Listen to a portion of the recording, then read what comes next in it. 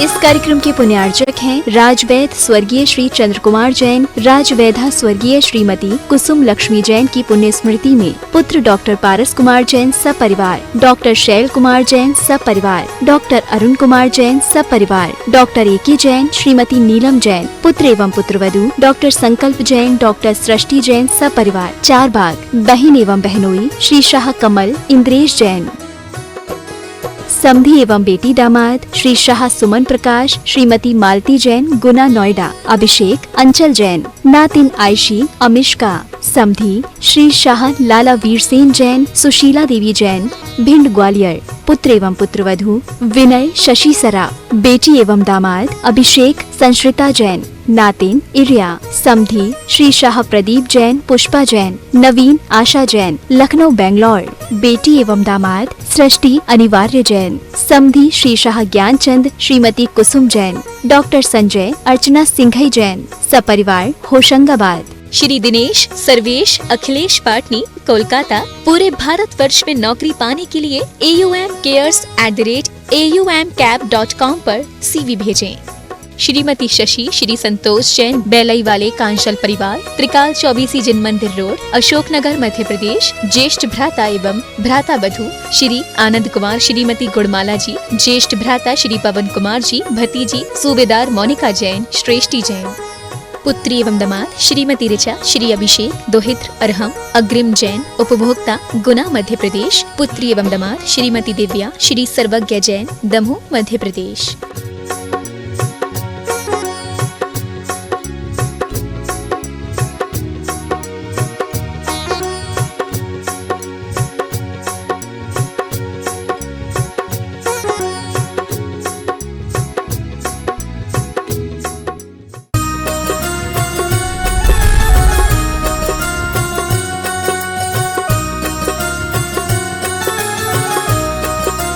संत श्रोमणी 108 आचार्य गुरुवर्षी विद्यासागर जी महामुनिराज की, गुणायतन प्रणेता पूज्य मुनिवर श्री प्रमाण सागर जी महाराज की, पूज्य मुनिवर श्री अरह सागर जी महाराज की, सम्मेशकर तीर्थराज की पावन धरा वसुंधरा गुणायतन तीर्थ,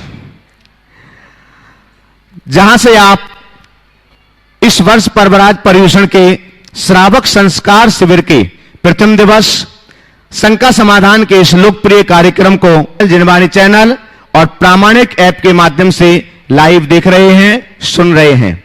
देश और दुनिया में इस कार्यक्रम को देखने वाले, सुनने वाले सभी पुण्यात्माओं का और यहां पर साक्षात उपस्थित सभी श्रावक शिविर में भाग लेने वाले श्रावक बंधुओं का और अन्य अतिथियों का गुणायतन परिवार हार्दिक हार्दिक स्वागत एवं अभिनंदन करता है। बंधुओं, गुणायतन की एक अनुपम रचना का निर्माण लगातार यहां पर जारी है और देश और दुनिया के कोने से अनेक लोग अपनी चंचला लक्ष्मी का सदुपयोग करते हुए अपना अंशदान उसमें प्रदान कर रहे हैं, ताकि आने वाले समय में जो स्वर्णिम इतिहास बनने जा रहा है वे भी उसके सहभागी बन सकें। आज भी कुछ नाम हमारे बीच हैं जो गुणायतन परिवार में सम्मिलित हो रहे हैं। हमारी अपेक्षा होगी कि जोरदार करतल ध्वनि से आप उनका सम्मान करेंगे, उनकी दान की अनुमोदना करेंगे। आज गुणायतन से जुड़ने वाले नए साथियों के रूप में जो संस्थापक सदस्य था ट्रस्टी के रूप में, पहले वह सूत्रधार थे लेकिन अब संस्थापक सदस्य के रूप में, ट्रस्टी के रूप में गुणायतन परिवार में सम्मिलित हो रहे हैं। हम बहुत सम्मान से उनके लिए आमंत्रित करते हैं। पहले हम सम्मान करने वालों को आमंत्रित कर लेते हैं। आज जो ट्रस्टी के रूप में जुड़ रहे हैं श्रीमती शकुंतला जैन, सारिका जी, धर्मा जी, आर्यन जी, अदिति जी जैन परिवार जबलपुर से। जोरदार करतल ध्वनि से उनका सम्मान करें। हम सम्मान सहित आमंत्रित करते हैं श्रीमती शकुंतला जैन, सारिका जी, धर्मा जी, आर्यन जी, अदिति जी जैन जबलपुर। आपके सम्मान के लिए हम इस महोत्सव के दोनों सौधर्मिंद्र को आमंत्रित करते हैं। श्रीमान अनिल जी, अमिता जी जैन दुर्गापुरा, दुर्गापुर, जो कि गुणायतन के श्रोमणी संरक्षक हैं। आपके भैया दीपचंद जी जैन साथ में आ जाएं, कोई बात नहीं है। और द्वितीय सौधर्मिंद्र श्रीमान महावीर जी आशा जी लोहारिया कोलकाता, पधारेंगे दोनों सौधर्मिंद्र। और आज जो गुणायतन परिवार में ट्रस्टी के रूप में सम्मिलित हो रहे हैं उनका सम्मान करेंगे। और आप लोग इस दान की अनुमोदना करेंगे करतल ध्वनि के माध्यम से, अनवरत जारी रहना चाहिए। आज जो द्वितीय ट्रस्टी के रूप में द्वितीय परिवार सम्मिलित हो रहे हैं गुणायतन परिवार में, श्री कमल कुमार जैन, श्रीमती अनीता जैन, वरुण जी, गरिमा जी, गौरव जी, आकांक्षा जी, टीशा जी, अनया जी जैन, गुड़गांव हरियाणा से पधारे। बहुत सम्मान के साथ मैं आमंत्रित करता हूं श्री कमल कुमार जी जैन, श्री कमल कुमार जी जैन, श्रीमती अनीता जैन, वरुण जी, गरिमा जी, गौरव जी, आकांक्षा जी, टीशा जी, अनया जी जैन, गुड़गांव हरियाणा से पधारेंगे। आपके सम्मान करने के लिए हम दोनों चक्रवर्ती को यहां पर आमंत्रित करते हैं। सुरेंद्र प्रीति जी जैन, गुवाहाटी आसाम से, गुणायतन के शिरोमणि संरक्षक। और आपके साथ में श्री सुभाष जी जैन, गुणायतन सीईओ, और एनएल जैन साहब जयपुर, कृपया पधारें। और आज जो ट्रस्टी के रूप में सम्मिलित हो रहे, थोड़ा सा गुणायतन के ट्रस्टी के रूप में गुणायतन परिवार में सम्मिलित हो रहे हैं, जोरदार जोरदार करतल ध्वनि से उनका सम्मान कीजिएगा। गुणायतन परिवार में आज सूत्रधार के रूप में सम्मिलित हो रहे हैं श्री राजेंद्र कुमार जी जैन, रेलवे गार्ड, श्रीमती सुलेखा जैन, समिधा जैन, अनिमेश जैन, कटनी से पधारें। और आपका सम्मान करने के लिए हम आमंत्रित करते हैं इस महोत्सव के दोनों कुबेर इंद्र, श्रीमान प्रेमचंद जी, माया जी जैन, प्रेमी परिवार, कटनी, सतना, गुणायतन ट्रस्टी। और द्वितीय कुबेर श्रीमान प्रदीप कुमार जी, संध्या जी जैन, महावीर मेडिकल, सागर, गुणायतन ट्रस्टी, कृपया पधारें। और आज जो सूत्रधार के रूप में सम्मिलित हो रहे हैं श्री राजेंद्र कुमार जी जैन, रेलवे गार्ड, श्रीमती सुलेखा जैन, समिधा जैन, अनिमेश जैन, कटनी। आपका सम्मान कटनी से मुकेश जी मोदी आ जाएं। उनकी ओर से सूत्रधार के रूप में जो आज सम्मिलित हुए उनका सम्मान लेने के लिए यहां पधारें। और हमारे दोनों कुबेर इंद्र आज जो सूत्रधार के रूप में जुड़ रहे हैं उनका सम्मान करें। निर्माण मित्र के रूप में गुणायतन परिवार से जुड़ रहे हैं, जो निर्माण निधि में पहले थे अब निर्माण मित्र से जुड़ रहे हैं, श्रीमती तेजाबाई धर्मपत्नी कैलाश चंद जी नाहर, जबलपुर से। श्रीमती तेजाबाई धर्मपत्नी कैलाश चंद जी नाहर, जबलपुर से कृपया पधारें। अगर यहां पर उपस्थित है श्रीमती तेजाबाई धर्मपत्नी कैलाश चंद जैन नाहर, जबलपुर। आज कटनी से निर्मल जी सौधर्म परिवार, श्रीमती मिलन जी, श्रीमान राजकुमारी जी, लालू, श्रीमती इति जी, लवलीन ओजस, कटनी, उन्होंने गुणायतन के लिए 2 स्वर्ण चूड़ियां प्रदान की हुई हैं। अपने पास ही रखें। और आपका सम्मान ग्रहण करेंगे सोम जी, उनकी बड़ी मम्मी है ये, सोम जी कटनी पधारे। और उन्होंने जो गुणायतन परिवार के लिए गुणायतन के लिए 2 स्वर्ण चूड़ियां प्रदान की हैं, उसके लिए वह सम्मान ग्रहण करें श्री सोम जी। और दोनों यज्ञ नायक, महायज्ञ नायक मनोज अनामिका बाकलीवाल इंदौर और कमल कुमार अनीता जैन गुड़गांव हरियाणा, कृपया पधारें और उनका सम्मान करें। निर्माण निधि से आज जुड़ रहे हैं श्री सुभाष चंद्र जैन गंगवाल, श्रीमती निर्मला देवी जैन गंगवाल, इम्फाल से। जोरदार जोरदार करतल ध्वनि से एक बार सभी का सम्मान करें।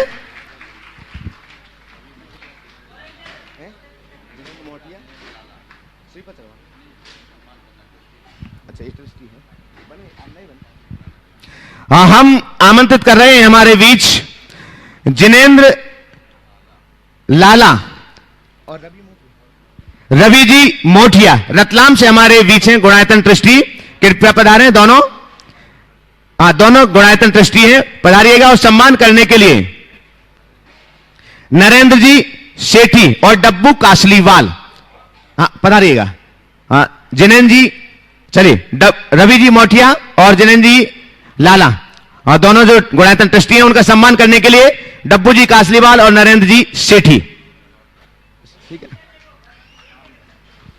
चलेगा। देश और दुनिया के सभी लोग महाराज श्री के मंगल आशीष की प्रतीक्षा में हैं और आप सब भी महाराज श्री के मंगल आशीष की प्रतीक्षा में हैं। मंगल आशीष आपको भी मिले, उसके पूर्व हम इस श्रावक संस्कार शिविर के हमारे जो चारों विशेष संयोजक हैं, नरेंद्र जी सेठी, डब्बू जी कासलीवाल, राजेश जी विनायका, अन्नू जी अजमेरा, उनको इस मंच पर आमंत्रित करते हैं कि यहां पहुंचकर के महाराज श्री का मंगल आशीष ग्रहण करें। हमारे शिविर के चारों जो मुख्य संयोजक, इनके ही कंधों पर सारे दारुमधुर हाँ, तन मन धन सभी से समर्पित है। एक बार जोरदार जोरदार करतल ध्वनि से। संपूर्ण व्यवस्थाएं इन्हीं के हाथों में है। आइएगा, इस कार्यक्रम को लाइव देख रहे सभी के लिए महाराज श्री का मंगल आशीष मिल सके। दोनों हाथों को जोड़िए।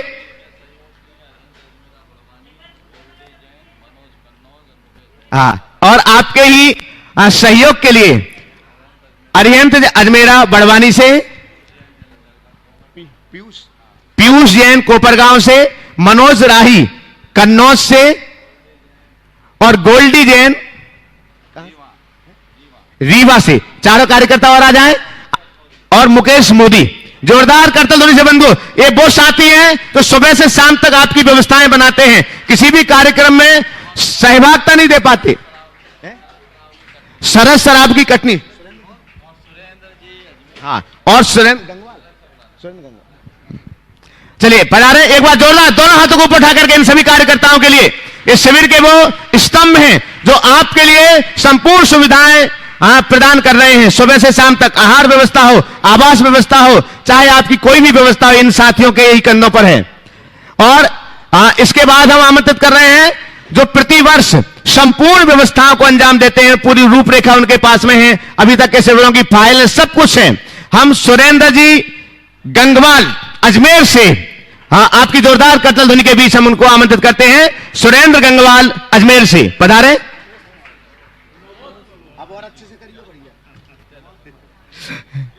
चलिएगा। सुरेंद्र गंगवाल अजमेर से अगर यहां हो तो जल्दी से आ जाए मंच पर मंगल आशीष ग्रहण करने के लिए। हाँ, चलिए, वो भी अभी आ गए, आ जाओ। हाँ बंधुओं, दोनों हाथों को जोड़ते हैं महाराज श्री का। जोरदार जोरदार करतल ध्वनि से। सुरेंद्र गंगवाल एक ऐसा अकेला साथी है जो संपूर्ण कार्यों को अंजाम देते हैं और सही रूपरेखा के साथ वह अपनी दिशा में आगे बढ़ते हैं। आइएगा, दोनों हाथों को हम जोड़ते हैं और महाराज श्री का मंगल आशीर्वाद ग्रहण करते हैं। महाराज श्री नमोस्तु नमोस्तु नमोस्तु। और प्रथम प्रश्न के लिए हम आमंत्रित कर रहे हैं डॉक्टर शोभा जैन, राजेंद्र जी जैन विदिशा से, गुणायतन पृष्टि।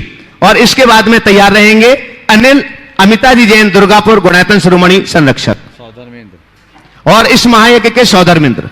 गुरुद्वय के चरणों में मेरे परिवार का कोटि कोटि नमोस्तु नमोस्तु नमोस्तु। हे महाराज जी, विदिशा में अभी प्रवचन के समय पूज्य मुनि श्री स्वामी सागर जी महाराज ने एक उदाहरण दिया था कि समाधिस्थ मुनि धीर सागर जी जब कुंडलपुर में सामायिक में बैठे हुए थे तो इतने निमग्न हो गए थे कि उनको चूहे ने उनका पैर का अंगूठा काट लिया, उन्हें पता भी नहीं लगा। जब उनका ध्यान समाप्त हुआ तब उन्हें लगा कि कुछ हो रहा है, तो देखा वहाँ खून खून पड़ा हुआ था। जबकि हम लोगों को एक चींटी भी काट जाए तो हमें बहुत तकलीफ होती है। तो हे महाराज श्री, इस ध्यान की उच्चतम अवस्था में कैसे प्राप्त कर पाते हैं, कृपया बताने का। देखिए, ध्यान एक साधना है और ये अभ्यास से सधता है। जिसका जितना प्रगाढ़ अभ्यास उसका ध्यान उतना उत्तम होगा। तो हम अपने अभ्यास को निरंतर बनाने की कोशिश करें, बढ़ाए रखने की कोशिश करें। सतत अभ्यास से हम ध्यान में निपुणता पा सकते हैं। आप ध्यान की बात छोड़ दीजिए। कई बार कोई काम आप मगन होकर करते हो और आजू बाजू में क्या घटा पता ही नहीं लगता। समझ गए? एक बार कुछ लोग पिक्चर देख रहे थे, पिक्चर बड़े ध्यान से देख रहे थे। इसी बीच एक व्यक्ति ने कहा कि भैया देखो, वो बार बार मूंगफली खाकर उसके छिलके बाजू वाले के जेब में डाल रहा है। वो मूंगफली खा कर उसके छिलके बाजू वाले की जेब में डाल रहा है। तो फट से डालने वाले ने कहा, तुम्हें पता लगा क्या? उसकी जेब वो पहले भर चुका है। बात समझ में आ रही है जी? तो जब ध्यान हमारा कहीं केंद्रित हो जाता है तो बाकी दुनिया से संपर्क टूट जाता है। और ये सब केवल अभ्यास से फलता है। नमस्ते बोले, नमस्ते। बहुत अनिल हाँ। अनिल अमिता जी जैन दुर्गापुर। देखो भाई, व्यवस्था ऐसी बनाना जिनका आज नंबर आया 3 दिन नंबर मत देना। 3 दिन बाद। हाँ, सबको मौका मिलना चाहिए, बहुतों को शिकायत रहती है, ठीक है ना। चलिए। अनिल अमिता जी जैन दुर्गापुर, श्रोमणी संरक्षक गुणायतन। इसके बाद में तैयार रहेंगे अरिहंत अजमेरा पड़वानी। नमोस्तु गुरुदेव। गुरुदेव, हर साल पर्युषण पर्व मनाते हैं, क्षमा वाणी आती है तो क्षमा याचना भी एक दूसरे से करते हैं, लेकिन कई बार ऐसा होता है कि वो बैर की गांठें वहीं पड़ी रह जाती हैं। हम मुंह से बोल देते हैं क्षमा कीजिए या हमने तुम्हें क्षमा किया, लेकिन गुरुदेव जो मन के अंदर बहुत सी चीज़ें ऐसी रहती हैं जो कड़वी बोली होती है, वो मन में इतना घाव कर देती है कि हम उसको चाह कर भी उससे विलग नहीं हो पाते। तो गुरुदेव, उसके लिए क्या किया जाए कि हम कभी उसको याद ही ना करें? देखिए, बात बिल्कुल सही है। मेरा मानना ये है कि जब हमारी क्रियाएं महज औपचारिक बन जाती है तो उसका प्राण खो जाता है। परिणामतः उसका जो लाभ हमें मिलना चाहिए वो नहीं मिल पाता। तो पहली बात, हम अपनी क्रियाओं को औपचारिक स्तर पर करने की जगह अंतःस्पर्शी भाव से करें। आज सुबह के प्रवचन में मैंने यही बात आप सबसे कही थी। जब कोई बात अंतरंग से होती है,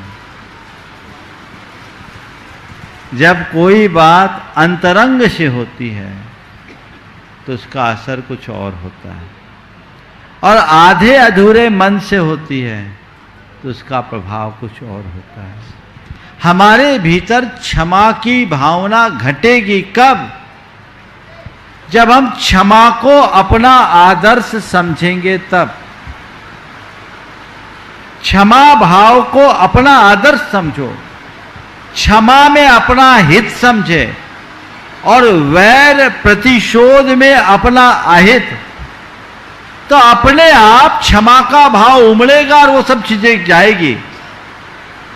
आप अपने जीवन के अतीत को पलट कर देखें, बहुतों के साथ आपने ऐसा क्षमामय व्यवहार किया होगा जिनके बड़े बड़े दुर्व्यवहार को भी आपने नजरअंदाज किया अंतर्मन से। आज उसके प्रति आपके मन में न कोई गांठ है, न क्षोभ है, न शिकायत है, लेकिन जिसे आपने अंदर से क्षमादान नहीं किया, हो सकता उसकी छोटी सी गलती भी आपके अंतस को चुभ रही हो। तो बात अंतरंग की है। क्षमा मांगना और क्षमा करना कोई साधारण बात नहीं है। प्रातः काल मैंने इस पर विस्तार से चर्चा की थी और मैंने कहा था क्रोध हमारी दुर्बलता है और क्षमा हमारी ताकत है। इस ताकत को पहचाने, अपने अंदर की गांठों को खोले, मन को सरल बनाए। हो गया सो हो गया। देखिए, क्षमा अब पूरा सुनाऊंगा तो लोग आपको कोसने लगेंगे, आगे देखेंगे, लेकिन ऐसे बहुत सारे प्रसंग मेरे मानस में आ रहे हैं।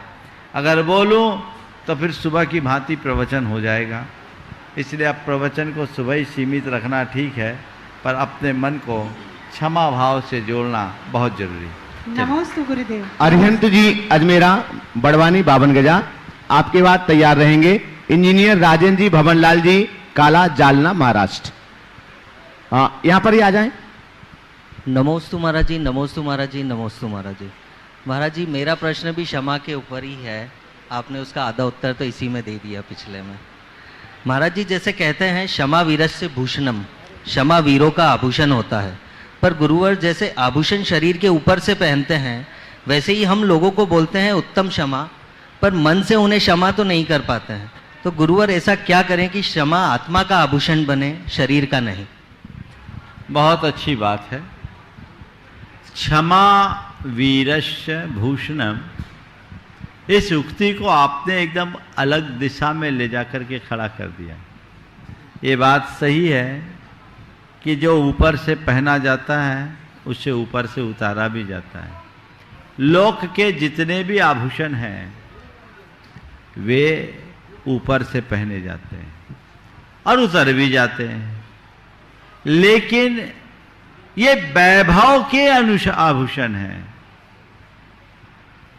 पर जो गुणों का आभूषण होता है ना, वो भीतर पहनते हैं। तुम्हारे स्वर्णाभूषण तुम्हारे तन को अलंकृत करते हैं और तुम्हारे गुणों के आभूषण तुम्हारे चेतन को अलंकृत करते हैं, तुम्हारी आत्मा को अलंकृत करते हैं। क्षमा वीरस्य भूषणम, इसके तात्पर्य अर्थ को समझिए। क्षमा वीरों का आभूषण है। मतलब वीर कौन? वीर वो नहीं जो योद्धा हो, वीर वह है जो सच्चे अर्थों में अपनी आत्मा को जानता हो।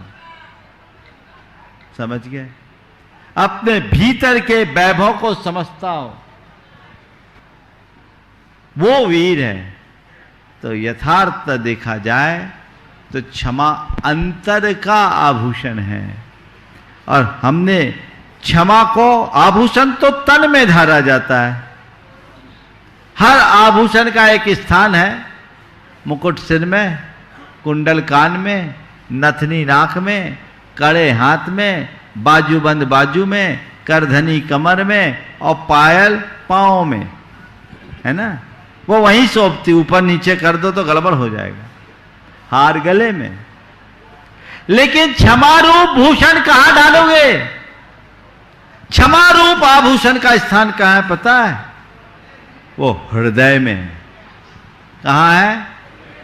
अपने हृदय में जिसने क्षमा रूप आभूषण धार लिया उसका उद्धार है। और एक बात बताऊं, तन के आभूषण पहनकर उतारे जा सकते हैं, पर हृदय के आभूषण को पहनने के बाद उतारने की कोई संभावना नहीं होती, क्योंकि वहां उतारने की बात नहीं, वो आभूषण हमें तार देता है। इसलिए क्षमा वीरस्य भूषणम की उक्ति को समझे और अपने अंतर मन में उस क्षमा के आदर्श को स्थापित करें। इंजीनियर राजेंद्र जी भमनलाल जी काला, जालना, महाराष्ट्र, आपके बाद तैयार रहेंगे श्री प्रेमचंद जी प्रेमी, कटनी, उस महामहोत्सव के कुबेर इंद्र। मुनि चरणों में त्रिवार नमोस्तु, त्रिवार नमोस्तु, त्रिवार नमोस्तु। गुरुदेव, आप प्रमाण सागर, आपके द्वारा किया गया समाधान भी आज एक प्रमाण है गुरुदेव, और इसका प्रमाण जिज्ञासा समाधान की बढ़ती लोकप्रियता है गुरुदेव। आज सुबह के प्रवचन में आचार्य श्री द्वारा आपके नाम का उल्लेख भी एक महान प्रमाण है गुरुदेव। बोलो प्रमाण सागर जी महाराज की जय, अरे सागर जी महाराज की जय। गुरुदेव, मेरा एक प्रश्न है जो बहुत दिनों से तो मन में ऐसा चुलबुल कर रहा था। भगवान और गुरुदेव के आशीर्वाद से पुण्य तथा पुण्य के उदय से हमारा आर्थिक सामाजिक स्तर जैसे जैसे बढ़ रहा है, वैसे वैसे निश्चित ही हमारा दायित्व भी बढ़ रहा है गुरुदेव। वो दायित्व क्या है और यह ऋण हम कैसे चुकाएं, तथा स्तर की प्रगति से स्वच्छंद वर्ती को कैसे कम करें? लास्ट का वाक्य फिर से बोले। काय की प्रगति से? स्तर, ये आर्थिक और सामाजिक स्तर जो बढ़ रहा है गुरुदेव, स्तर की प्रगति से स्वच्छंद वृत्ति भी बढ़ रही है गुरुदेव। हाँ हाँ, बहुत अच्छा सवाल है।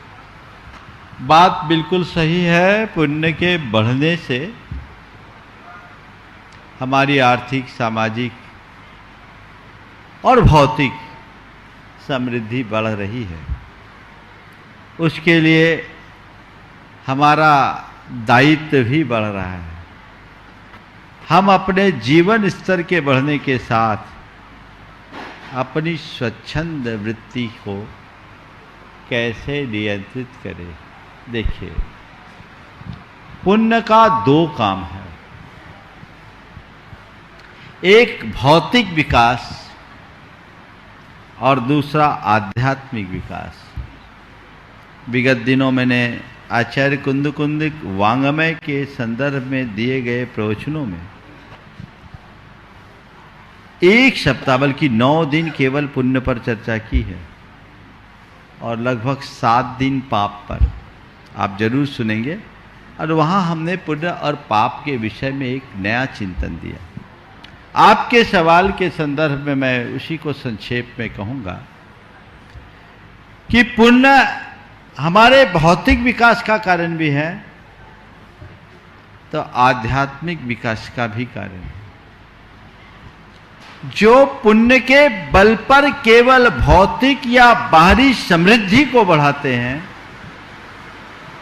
उनका अधः पतन होता है, और जो पुण्य के बल पर अपने आध्यात्मिक विकास में लग जाते हैं उनका जीवनोत्थान होता है। पुण्य आपके पास भी है, पुण्य हमारे पास भी है। ये मत सोचना कि जिसके पास धन वैभव है वही पुण्यवान है। मैं पुनः दोहरा रहा हूं, ये मत सोचना कि जिसके पास धन वैभव है वही पुण्यवान है, क्योंकि यदि ऐसा देखोगे तो तुम सब पुण्यवानों की कोटि में आओगे और हम लोग क्या हुआ, क्या मानोगे? हो राजी? तो ये व्याप्ति ठीक है क्या कि जिसके पास धन वैभव वो पुण्यवान है? नहीं, धन वैभव पुण्यवानों के पास होता है, लेकिन जिसके पास धन वैभव है वही पुण्यवान है, यह अवधारणा गलत है। सच्चे अर्थों में देखा जाए तो पुण्य धन वैभव भी देता है और पुण्य गुण वैभव भी देता है। तुम्हारे पास धन वैभव है, हमारे पास गुण वैभव है। तुम्हारे पास धन वैभव है और हमारे पास गुण वैभव है। तुम अपने धन वैभव को त्याग कर कुछ पुण्य प्राप्त करते हो और संतों के गुण वैभव का परस पाकर लोग महापुण्य अर्जन करते हैं। कौन महान है? तो क्या कह रहा हूं, बात को समझिए। अपने पुण्य को अपने आध्यात्मिक विकास की दिशा में मोड़िए। केवल भौतिक समृद्धि में जाना अच्छी बात नहीं है। समृद्धि होगी, होने दीजिए, पर उसके साथ उसका भोग मत कीजिए, उसका त्याग कीजिए। आज मेरा पुण्य प्रबल हुआ, मेरे लिए अनुकूल संयोग मिले, धन वैभव ठाट बाट प्रतिष्ठा रसूख धाक रुतबा सब पा लिया, लेकिन ना मुझे इनमें अभिमान करना है, नहीं इनमें मुझे आसक्त होना है। ये सब जड़ हैं, क्षणचयी हैं, यही नश्वर है, नष्ट हो जाने वाले। मुझे तो अपने आत्मा के गुण वैभव को विकसित करना है, भाव पुण्य को जगाना है। और भाव पुण्य को जगाने का मतलब है अपने भावों में पवित्रता लाना है। भावों की पवित्रता से गुण वैभव बनता है, बढ़ता है, और जिसका गुण वैभव बढ़ता है उसका जीवन धन्य हो जाता है। तो उधर देखेंगे तो स्वच्छंद वृत्ति नहीं होगी। मेरे संपर्क में ऐसे अनेक लोग हैं जो संपत्ति के शिखर पर बैठे हैं, लेकिन उनका जीवन अत्यंत साधारण है, अत्यंत साधारण। वो एक साधारण व्यक्ति की तरह रहते हैं, उनके अंदर किसी की आसक्ति नहीं और विनम्रता की मूर्ति हैं। मैं समझता हूं ऐसे लोग केवल धन वैभव के धनी नहीं, गुण वैभव के भी धनी हैं, और उनके जीवन में संयम है, मर्यादा है, त्याग है, संस्कार है, और इसी वजह से वे समाज के आदर्श बनते हैं। इसलिए यदि धन वैभव पाया है, इतराना मत, इसका कोई ठिकाना नहीं। उनका भोग नहीं, त्याग करने का भाव रखना। त्याग में उन्नति है, भोग में पतन। धन वैभव पाना बुरा नहीं है। हमारे चक्रवर्तियों के पास तो अपार धन वैभव था। इस मर्तलोक में चक्रवर्ती से बड़ा धन किसी के पास नहीं होता, लेकिन उन्होंने क्या किया? उसका भोग किया कि त्याग किया? बस यही आदर्श है। और जो दो भोगे वो कहाँ गए? कहाँ गए? समझ में आ गई बात? इससे बड़ा उदाहरण और क्या होगा? तो हमें धन वैभव की जगह गुण वैभव को अपना आदर्श बनाना चाहिए। यदि वो बन गया तो फिर कुछ सोचने की बात ही नहीं।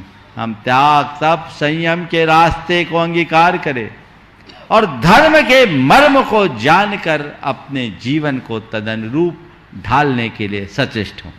नमस्ते गुरुदेव। नमस्ते श्री प्रेमचंद जी प्रेमी कटनी दृष्टि गुणायतन और इस श्रावक संस्कार से बिरकी कुबेर आगे तैयार रहेंगे। अखिलेश जी शतवैया टीकमगढ़। मुनिद्वय के चरणों में त्रिवार नमस्तु। गुरुदेव, एक बेहतरीन जीवन और खुशहाल जीवन जीने के लिए मानना जरूरी होता है कि जो हमारे पास है वो ही प्रकृति में सबसे अच्छा है।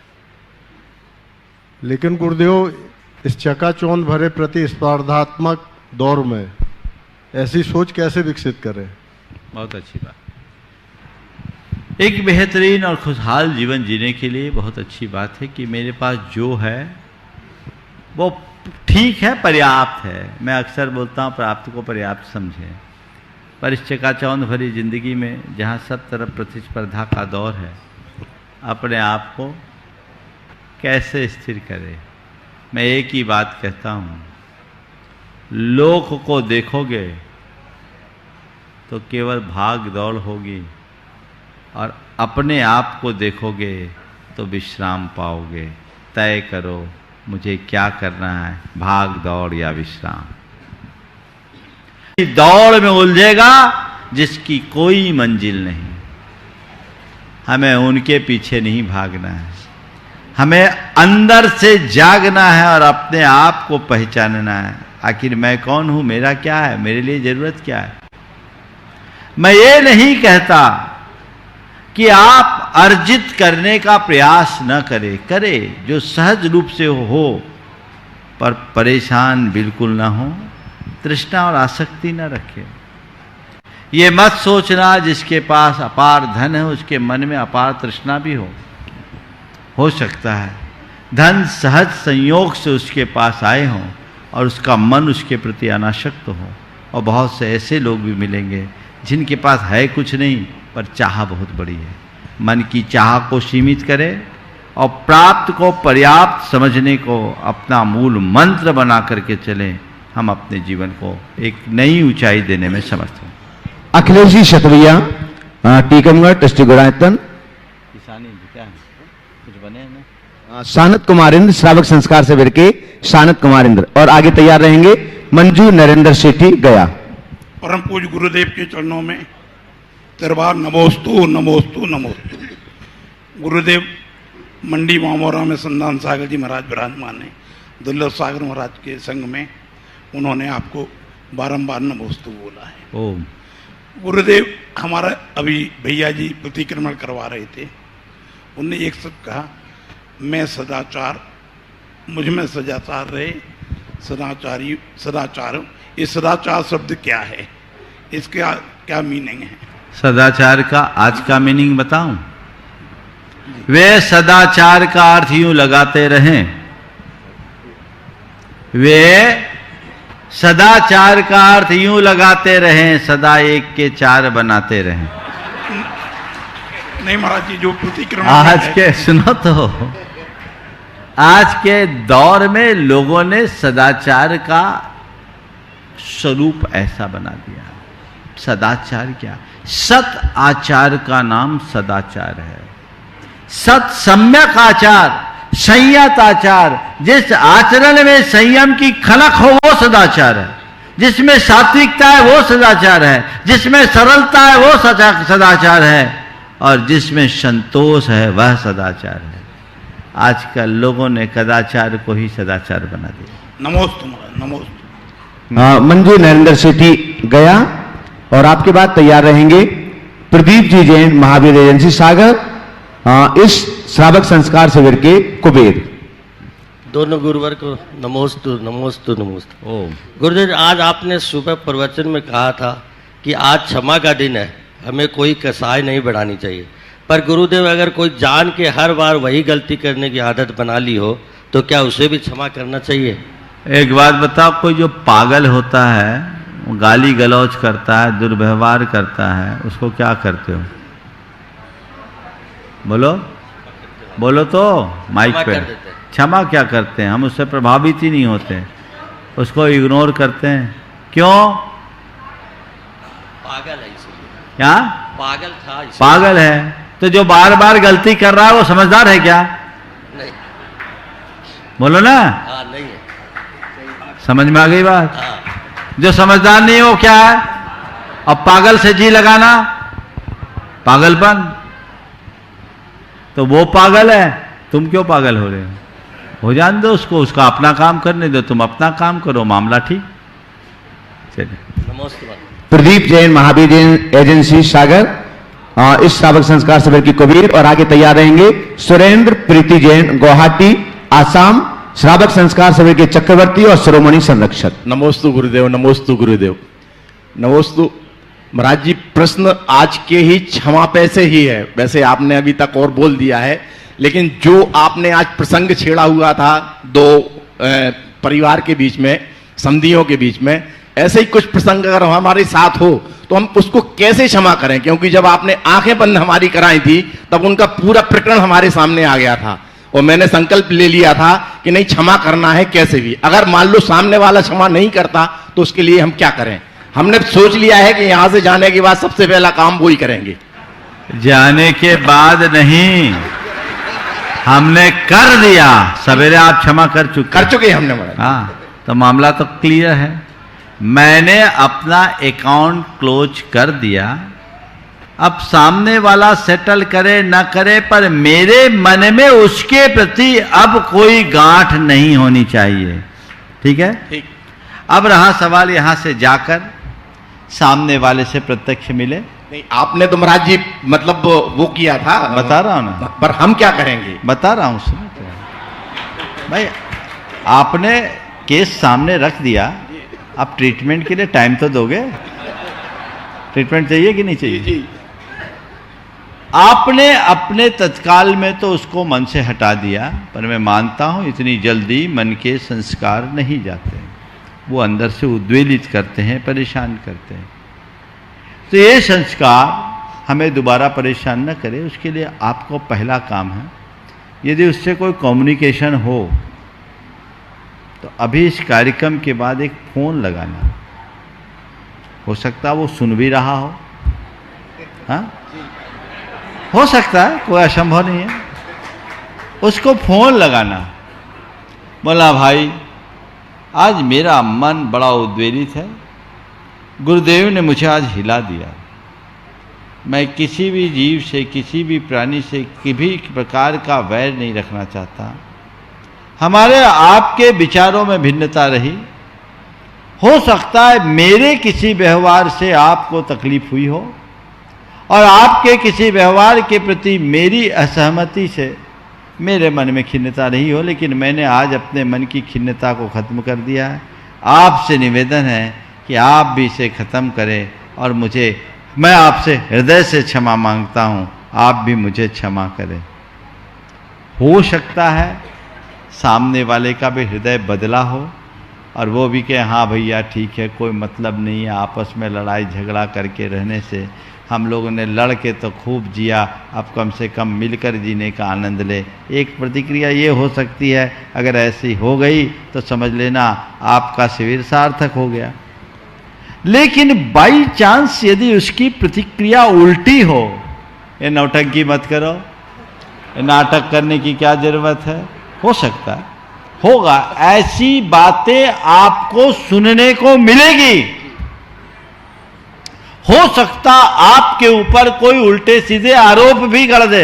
आज एक सज्जन ने मुझसे आकर के कहा कि मैं आपसे प्रेरित होकर के ऐसे गया तो सामने वाले ने और उसके बेटे ने हम पर 4 आरोप, ऐसे मिथ्या आरोप लगा दिए जिसका कोई सिर पैर भी नहीं था।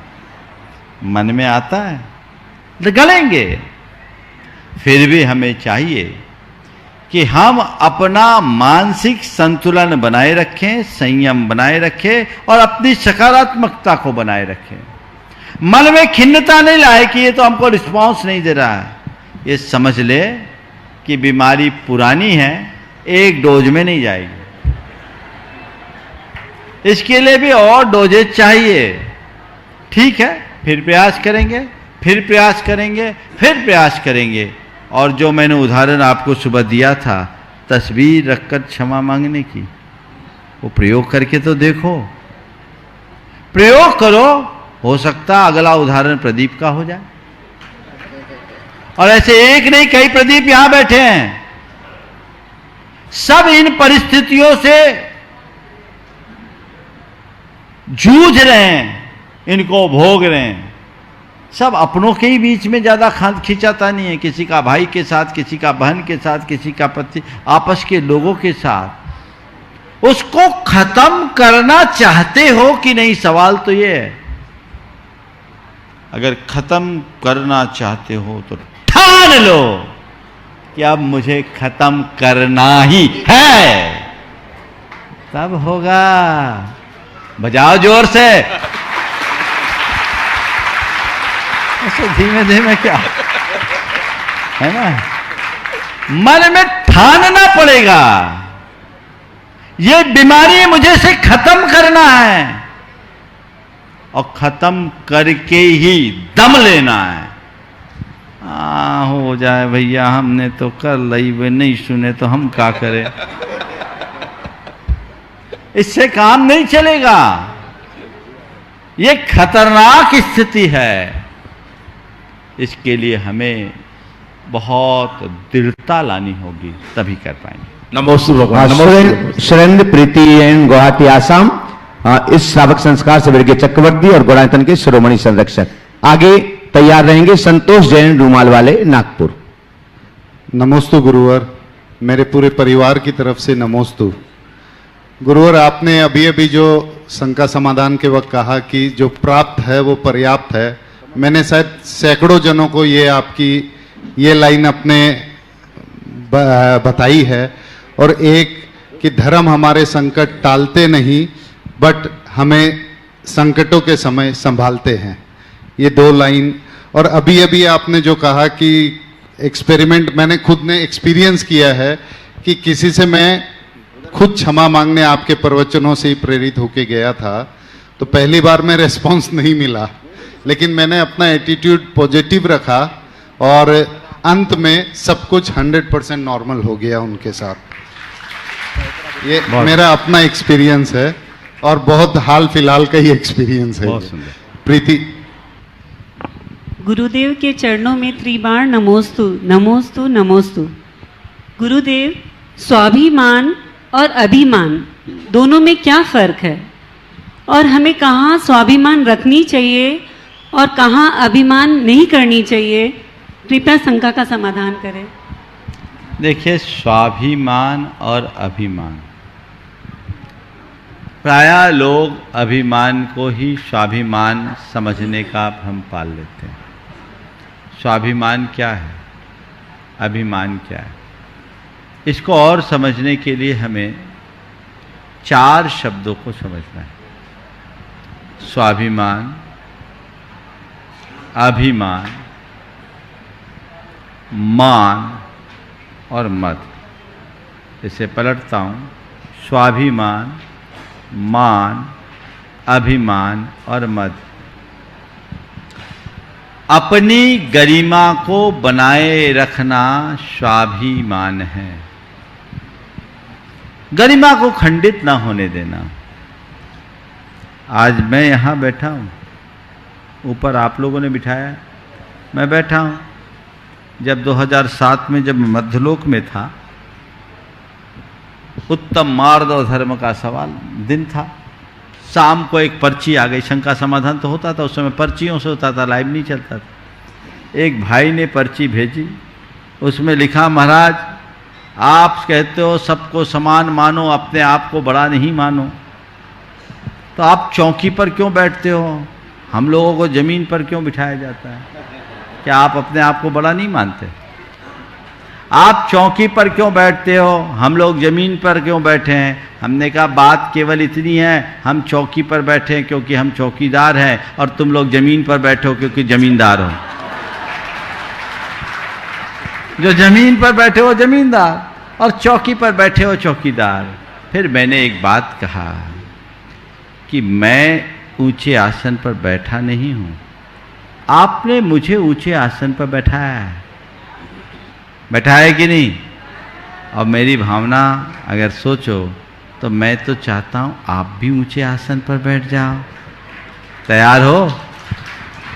जो जो ऊंचे आसन पर बैठना चाहे आ जाओ। हाँ, मैं चाहूं तो आपके बराबर भी बैठ सकता हूं।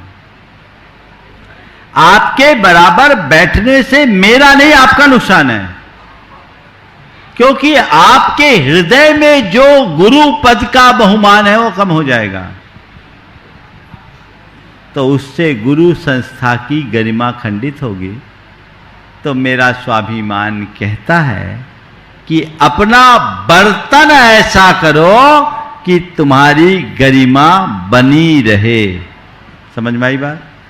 तो अपनी गरिमा को बनाए रखना स्वाभिमान, ठीक?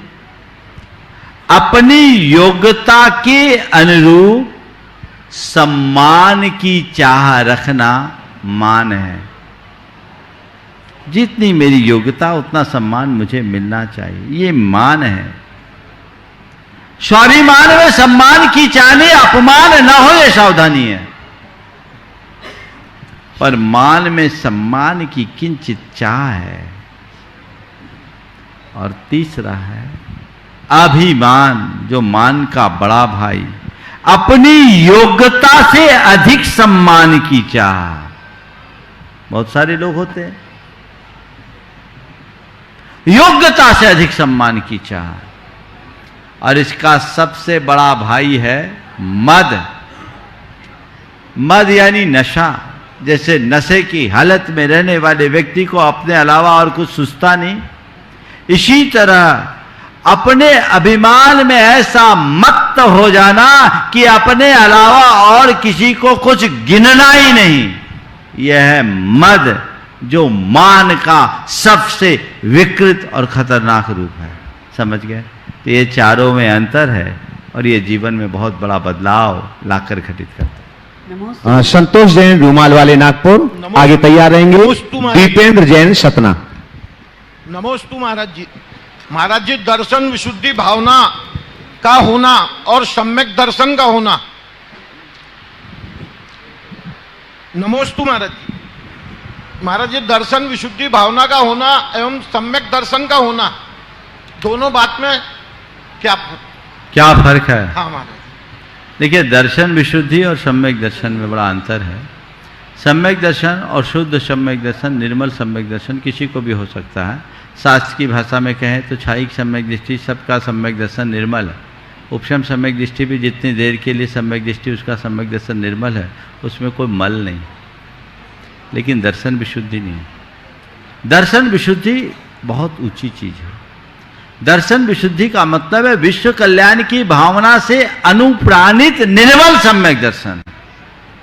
समझ गए? तो वो दर्शन विशुद्धि है जहां अपने साथ सारे जगत के कल्याण की प्रबल ललक हो। समझ गए? चलिए। नमस्ते। दीपेंद्र जैन सतना, आपके बाद तैयार रहेंगे दीपिका जैन पुणे महाराष्ट्र। मुनिद्वय के चरणों में मेरे और मेरे परिवार की ओर से त्रिवार नमोस्तु नमोस्तु नमोस्तु। महाराज श्री, पंछी अपने बच्चों के लिए घोंसला नहीं बनाते बल्कि उन्हें उड़ना सिखाते हैं, किंतु हम अपने बच्चों के लिए उड़ना नहीं बल्कि घोंसला बनाने में व्यस्त रहते हैं। हम पंछी जैसे कैसे बने? कृपया समाधान करें। पंछी अपने बच्चों के लिए घोंसला नहीं बनाते, उड़ना सिखाते हैं, पर हम अपने बच्चों के लिए उड़ना सिखाने की जगह घोंसला बनाने में ही व्यस्त रहते हैं। हम पंछियों की तरह कैसे बने? आराम से बन सकते हो, बशर्ते पंछी की तरह जीना सीख लो। पंछी की तरह जीना सीख लो मतलब क्या? पंछी केवल पेट के लिए जीते हैं, उनके पास पेटी नहीं है। बात समझ में आई? क्या बोला? पंछी केवल पेट के लिए जीते हैं, उनके साथ पेटी नहीं है। तुम भी केवल पेट तक सीमित हो जाओ, पेटियों को अलग कर दो, तुम भी उड़ोगे और सबको उड़ना सिखाने में समर्थ हो जाओगे। दीपिका जैन, पुणे, महाराष्ट्र। हाँ, कमल तैयार रहेंगे। कमल कुमार जी जैन, शहपुरा, विटौनी। शीघ्रता से पहुंचे। तब तक राजी जैन, पिंडरई। राजी जैन, पिंडरई, जल्दी पहुंचे। ओम। पिंडरई से आज 3-4 नाम है, और लेकिन एक शहर से एक ही नाम लिया जा रहा है क्योंकि संख्या ज्यादा होने की वजह से। बोलिए। बोले। ओम। नमोस्तु गुरुदेव, नमोस्तु गुरुदेव। मेरा और मेरे परिवार की ओर से नमोस्तु। सहपरा जैन समाज की ओर से नमोस्तु महाराज। गुरुदेव, जीव और शब्द सबके पास होते हैं, मगर जो अपनों के लिए जीते हैं वह कह लेते हैं, और जो अपनों के लिए जीते हैं वो कह लेते हैं। गुरुदेव, रिश्ते में सहन की सीमा क्या होना चाहिए? जो औरों के लिए जीते हैं वो सह लेते हैं, और जो अपने लिए जीते हैं वो कह लेते हैं, ऐसा कह रहे हैं जी। हमारे रिश्तों में क्या होना चाहिए? बस मैं इतना कहूँगा कि रिश्तों में कहना कम, सहना सीखना चाहिए जी। चलिए आगे जी। नमोस्तु महाराज। दीपिका जैन, पुणे, महाराष्ट्र। आपके बाद तैयार रहेंगे राजी जैन, पिंडरई। ओम, जल्दी।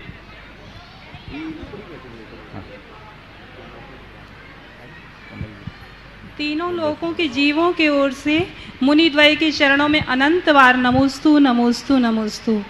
हे मुनिवर, मेरी शंका है कि हमने हमेशा से ये देखते व सुनते आ रहे हैं कि जब भी हमारे द्वारा यदा कदा जिन प्रतिमा जी की अनादर हो जाता है तो उसका दुष्परिणाम हमें तत्काल या कुछ दिनों बाद देखने को अवश्य मिलता है। लेकिन वर्तमान में बंगाल के पुरुलिया जिले में अनंत का हजारों वर्ष प्राचीन जिन मंदिर हैं, जिन प्रतिमा जी के श्री चरणों में प्रतिदिन सैकड़ों बकरों की बलि दी जा रही है, और इस हिंसक प्रवृत्ति में उन बलि देने वालों के मनोरथ की पूर्ति हो रही है। ऐसा क्यों? ऐसा है, ये व्हाट्सएप के माध्यम से जो समाचार फैलाए जा रहे हैं, ये समाचार थोड़ा गंभीरता से समझने के लायक है। जिस तरीके से उसे प्रस्तुत किया जा रहा है वो वास्तविकता नहीं है। ये पुरुलिया के पास पाकबीरा एक स्थान है, और जहाँ ऐसा होता है, हमारे कभी मंदिर थे वो ध्वस्त हो गए, और वहाँ आसपास के इलाके के लोगों की मान्यता उससे जुड़ी हुई है, वो उनकी पूजा अर्चा करते हैं। समाज की स्थिति नहीं है कि वहाँ कुछ कर सके, लेकिन फिर भी हमारी समाज ने जागरूकता से काफ़ी कुछ करने का प्रयास किया है। जहाँ तक मुझे जानकारी है वहाँ नित्य बलि नहीं होती, अब उसमें काफ़ी कुछ नियंत्रण किया गया है। पर जब व्हाट्सएप के माध्यम से ये सब बातें घुमा दी जाती है और स्थानीय लोगों से पूछे बिना, तो मामला थोड़ा गड़बड़ हो जाता है। इसमें पुरुलिया के पास के आसपास की समाज, कोलकाता की समाज भी इस कार्य के लिए काफ़ी सजग रही है। और मुझे जहाँ तक ध्यान है, भारतवर्षीय दिगंबर जैन महासभा ने भी इस क्षेत्र में काम किया है, पर चीज़ें ऐसी पेचीदा है कि उनका कोई ऐसा हल नहीं निकाला जा सकता। तो लोगों से भी मैं कहूँगा कि ऐसी चीज़ों को तभी पोस्ट कीजिए जब आपको उसकी वास्तविकता का पता है। बेहतर होता कि जिस व्यक्ति ने ये पोस्ट जारी किया है एक बार पाकबीरा जाते, वहाँ की वास्तविकता को समझते, वहाँ की सामाजिक परिस्थितियों को भांपते, फिर देखते कि इसका कारण क्या है और निवारण का उपाय क्या है। इस तरह के पोस्टों को डालने से लोग उद्वेलित होते हैं और कर कुछ पाते नहीं। वो भी व्हाट्सएप पर पोस्ट चला देंगे, तो ऐसे पोस्ट चलाने से काम नहीं होगा। वहाँ के सारे बंगाली बंधुओं की आस्था उससे जुड़ी हुई है, वो मरने मारने के लिए तैयार है, तो वह आप कैसे कर सकते हैं? उसके लिए बहुत योजनाबद्ध तरीके से काम करने की आवश्यकता। और ऐसे एक नहीं, पूरे देश में हजारों अवशेष ऐसे हैं जो आज ध्वस्त हो गए, हम उन्हें बचा नहीं पाए और दूसरे लोग उनको अपने अपने तरीके से पूज रहे हैं। बहुतों को वापस लाया भी गया है, आगे के लिए भी प्रयास करना चाहिए। राजी जैन पिंडरी आगे तैयार रहेंगे। कमल कुमार अनीता जी जैन गुड़गांव हरियाणा श्रावक संस्कार शिविर के महायज्ञ नायक। हो गया, राजी हो गए। कमल कुमार, हाँ, कमल कुमार जी अनीता जी जैन गुड़गांव। और आज गुणायतन के ट्रस्टी के रूप में भी गुणायतन परिवार से जुड़े हुए हैं। बंधुओं, देश और दुनिया के जो लोग इस कार्यक्रम को देख रहे हैं, श्रावक संस्कार शिविर का यह आयोजन गुणायतन परिसर सम्मेत शिखर से हो रहा है और आप प्रातः 5 बजे से ही पूज्य महाराज श्री के भावना योग के माध्यम से इस शिविर का शुभारंभ होता है, जिसका लाइव प्रसारण प्रामाणिक ऐप जनवाणी चैनल और जिनवाणी चैनल पर आप प्रातःकाल से देख सकते हैं। आप प्रामाणिक पर श्रावक संस्कार शिविर का प्रत्येक कार्यक्रम आप उस पर लाइव देख सकते हैं। जिनवाणी चैनल पर भावना योग, उसके बाद में अभिषेक, शांति धारा और प्रातःकाल पूज्य महाराज श्री का 8:40 से 10 धर्म पर प्रवचन, ये सभी आप लाइव जिनवाणी चैनल पर प्रामाणिक ऐप। अगर जिनवाणी चैनल पर बीच में ब्रेक होता है तो आप प्रामाणिक ऐप पर लगातार यह कार्यक्रम लाइव चलता है, उस पर आप देख सकते हैं। कमल कुमार जी अनीता जी जैन गुड़गांव हरियाणा। गुरुदेव को कोटि कोटि नमस्तु नमस्तु नमस्तु। गुरुदेव, मैं 1990 से श्री विद्यासागर महाराज जी से जुड़ा हुआ हूं और आपसे 2013 से जुड़ा हुआ हूं। मैं सिर्फ एक क्वेश्चन पूछना चाहता हूं कि हमारे को कितना परिग्रह, कितना धन रखना चाहिए? परिग्रह कितना रखना चाहिए, अगर मुझसे पूछो तो मैं कहूँ एक ढेला भी नहीं रखना चाहिए। हमारे पास है क्या? नहीं है ना। आप कहो महाराज आपने तो अपनी बात कर ली, हमारी क्या है? तो मैं इतना ही कहूँगा, जितनी अपनी ज़रूरत है उतना रखना चाहिए। ज़रूरत की सीमा बना लो, जो तुम्हारी आधारभूत आवश्यकताएं और जो तुम्हारी विलासतापूर्ण आवश्यकताओं को भी पूरी कर सके। इसके और आगे बढ़ जाओ, जो तुम्हारी आपत्ति विपत्ति के लिए रख लिया जाए वो हो जाए, और थोड़ा बढ़ा लो तो थोड़े बहुत अपने संतान के लिए रख लो, हो जाए। और कितना चाहिए? संतान को जरूरत नहीं है। जरूरत नहीं तो क्यों रख रहे हो? और आजकल की संतान तो यही कहती है। एक बार मैं वाराणसी में था, एक परिवार मेरे पास आया, वो बहुत भागदौड़ करते थे। बेटा BHU से IIT कर रहा था। पिता ने कहा महाराज मैं ये सोचता हूँ बस इनके लिए थोड़ा कुछ कर दूँ। उसकी धर्मपत्नी ने शिकायत किया कि महाराज जी बहुत भाग दौड़ करते हैं, इनको कहिए थोड़ा कम करें। तो बोला महाराज जी बस मैं ये सोचता हूँ इनके लिए कुछ कर लूँ। बेटा वहीं बैठा था, उन्होंने कहा पापा आप हमारे लिए कुछ मत करो, आपने हमें इतना पढ़ा दिया है कि हमारा जीवन चल जाएगा, आप तो अपने लिए करो। पर पता नहीं लोग क्यों करते हैं। ध्यान रखना, ज़रूरत के लिए कमाना तुम्हारा दायित्व है और बिना ज़रूरत के लिए कमाना पाप। या तो ज़रूरत के लिए कमाओ या ज़रूरतमंदों के लिए कमाओ, इसके अलावा और कमाने का कोई उद्देश्य नहीं होना चाहिए। यदि इतना हो जाए तो जीवन निहाल हो जाए। महाराज जी, आपके प्रवचन में 2 चीज़ मैंने बहुत सीखी हैं। एक है कि हिम्मत रखनी चाहिए, एक दूसरा जो है जब जितनी आयु है उसको कोई रोक नहीं सकता और जो आयु जाना है वो रोक कर नहीं सकता। मेरे साथ ये हुआ है, 2006 में मैंने अपना एंजियोग्राफी कराया था, तो मेरी आर्टिस्ट 99%, 82%, 77% थी। उसके बाद मैंने कुछ भी नहीं किया, सिर्फ हिम्मत रखी हुई है। 2006 से 2021 हो गया, लेकिन अभी मेरे को कोई भी प्रॉब्लम नहीं हुई। बहुत सुंदर मनोबल बनाए रखें और अपने जीवन को इसी तरह कृतार्थ करें। समय आप सबका हो गया है, यहीं पर विराम। बोलिए परम पूज्य आचार्य गुरुवर श्री विद्यासागर जी महाराज की।